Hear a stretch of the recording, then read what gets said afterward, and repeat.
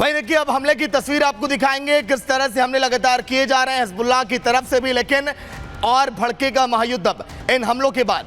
दोनों तरफ तस्वीर आप देखिए, एक तरफ ट्रंप और नेतन्याहू एक साथ खड़े हैं, तो एक तरफ है खामेनेई। दोनों ताकत अगर एक साथ मिलेगी तो फिर कहा जा रहा है कि सामने दुश्मन का किस तरह से खात्मा किया जाएगा। तस्वीर चलिए हम आपको दिखाते हैं। हिजबुल्लाह देखिए किस तरह से हमले यहां पर लगातार कर रहा है, उस हमले की तस्वीर आपको दिखाते हैं। चलिए, ईरानी मिसाइलों से किस तरह से हमला किया जा रहा है।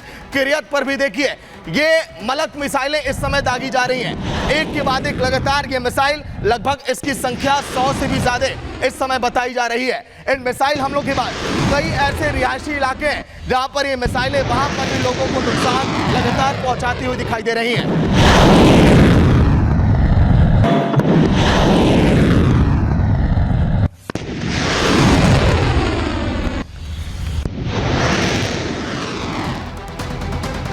तो युद्ध के मैदान से एक और बड़ी खबर आ रही है। इजराइल देखिए इस समय बेरूत पर हमला कर चुका है। इस हमले के बाद बेरूत के कई ठिकाने पूरी तरह से ध्वस्त हो गए। बेरूत पर इजराइल की बमबारी इस समय लगातार जारी है और ये बमबारी बेरूत में कई ऐसे देखिए रिहायशी इलाके, बड़ी बड़ी इमारतें, जिसको निस्तनाबूद ये बमबारी लगातार इजराइल की करती हुई दिखाई दे रही है, क्योंकि पहले ही इजराइल ने इस बात की चुनौती दे रखी थी।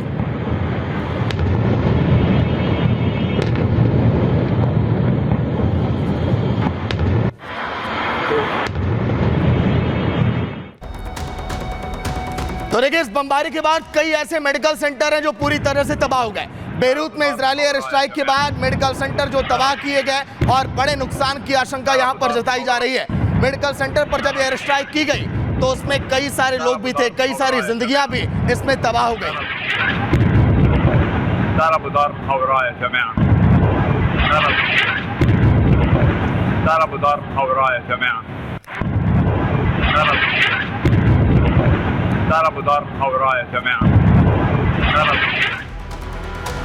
वहीं मिडिल ईस्ट में जो लगातार जंग छिड़ी है, उसी से जुड़ी एक और बड़ी खबर आपको बता दें। आईडीएफ के हमले में इस समय हिजबुल्लाह के 3 कमांडर ढेर हो चुके हैं। हमले में हिजबुल्लाह के 3 फील्ड कमांडर ढेर जो लगातार निर्देश दे रहे थे कैसे आपको हमले करने हैं, लेकिन इन कमांडरों के ढेर होने के बाद आईडीएफ ने बड़ी कार्रवाई की है। और इसके बाद इजराइल भी ये कह रहा है कि आईडीएफ अभी और भी अपनी कार्रवाई तेजअप करेगा। ईरान में इस हमले के बाद सनसनी फैल गई है, क्योंकि हिजबुल्लाह लगातार जिस तरह से एक के बाद एक रॉकेट दाग रहा था, उसी का ये बदला लगातार लिया जा रहा है।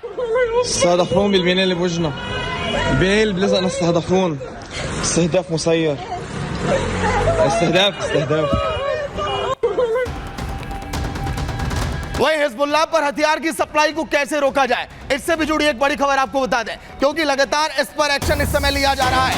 हिजबुल्लाह को हथियार की सप्लाई और आईडीएफ चीफ हरजी हलावी का बयान इसमें सामने आया कि आगे हम अब नहीं चाहते कि हथियार की सप्लाई हो। हिजबुल्लाह की हथियार सप्लाई को पूरी तरह से नेस्तनाबूद और नष्ट करने की तैयारी है। क्या कुछ कहा है यहाँ पर आईडीएफ की तरफ से, सुनिए आप। אני רוצה שתדעו שצה"ל במקביל עובד חזק מאוד. היום תקפנו כבד מאוד בביירות. हम हिजबुल्लाह को हथियारों की सप्लाई को रोकने के लिए सीरिया और सीरिया लेबनान बॉर्डर पर भीषण हमले कर रहे हैं। אנחנו תוקפים הרבה מאוד בסוריה. और लगातार हमले कर रहे हैं। मैं चाहता हूं कि आप जानें कि आईडीएफ एक साथ बहुत मजबूती से काम कर रहा है। את תנאי הבסיס מפה לעשות हमने बेरूत, दहिये में हिजबुल्लाह के ठिकानों पर बड़े हमले किए हैं। तो मिडिल ईस्ट में जारी इस महायुद्ध पर देखिए हमारी रिपोर्ट।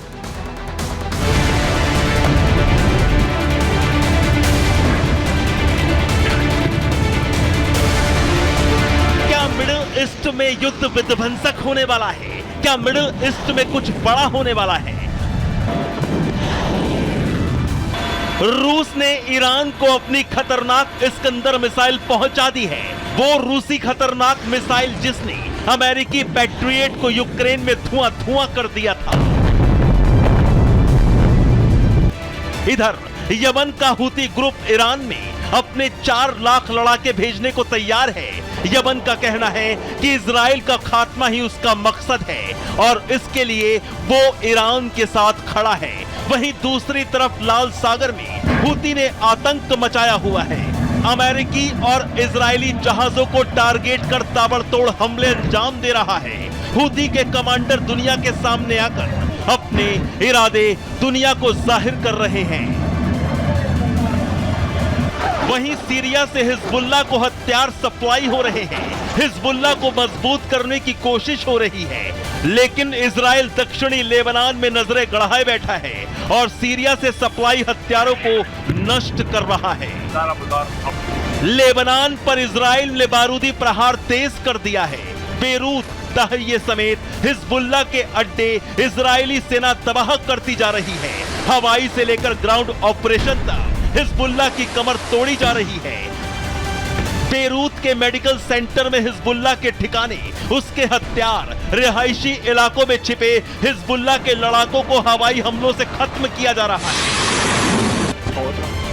लेकिन जिस तरह से पूरे मिडिल ईस्ट में युद्ध के बीच हलचल मची है, वो इशारा कर रही है कि वो अब मध्य पूर्व में डोनाल्ड ट्रंप की जीत के बाद कुछ ऐसा होने वाला है जो पूरी दुनिया में हड़कंप मचा देगा। Bureau report, Republic Bharat. वहीं पिछले करीब 3 सालों से रूस और यूक्रेन में जंग लगातार जारी है, लेकिन पुतिन ने जलयुद्ध अब छेड़ दिया है। यूक्रेन के सीमावर्ती इलाके में जो वहां पर डैम है, किस तरह से उसको नेस्तनाबूद किया गया और आसपास के इलाकों में जल सैलाब वहां पर आ गया। कई इलाके, कई आशियाने, कई घर वहां पर इस जल सैलाब में देखिए बह गए। तस्वीरें देखिए आप उस ब्लास्ट की, जब उस डैम को यहां पर धमाके से बर्बाद किया गया। यूक्रेन और रूस के जो सीमावर्ती इलाके हैं, वहां पर इसका गहरा प्रभाव भी पड़ा है।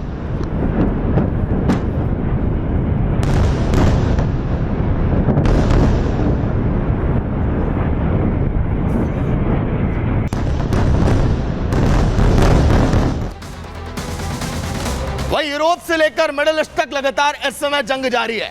इस जंग के खत्म होने की आहट अभी कहीं से भी सुनाई नहीं दे रही है। एक तरफ लगातार इन देशों को सप्लाई हो रही है, हथियारों की मुहैया हो रही है, तो एक तरफ कई देश अब ये भी चाहते हैं कि मिडिल ईस्ट में जारी ये जंग आखिर शांत कब होगी। कल फिर मुलाकात होगी संग्राम में युद्ध की तमाम खबरों के साथ। दीजिए इजाजत, नमस्कार।